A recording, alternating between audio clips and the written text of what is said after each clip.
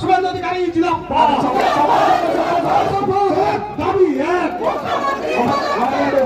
রাজ্যের 344টা ব্লকে ধর্ণা অবস্থান চলছে, একটাই দাবি, কাল বিধানসভাতে এই রাজ্যের যিনি স্বৈরাচারিণী তাকে বসিয়ে রেখে আপনি ব্যর্থ হয়েছেন। এই অবস্থানের সফলতা কামনা করি।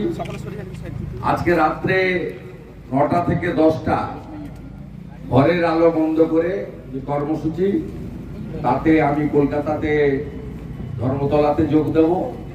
তাই কলকাতা যাচ্ছি, বিস্তারিত বক্তব্য হবে না। আমি আমাদের দুজন মন্ডল প্রেসিডেন্ট, তাদের ধন্যবাদ। বিরোধী দলনেতা আছেন এখানকার, পঞ্চায়েত সমিতি, তাকে ধন্যবাদ। আপনাদের সকলকে কৃতজ্ঞতা জানাই এবং আগামী সপ্তাহে জেলা থেকে ডেট পেয়ে যাবেন।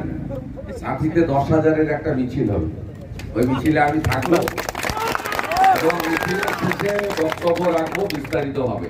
সবাই ভালো থাকবেন।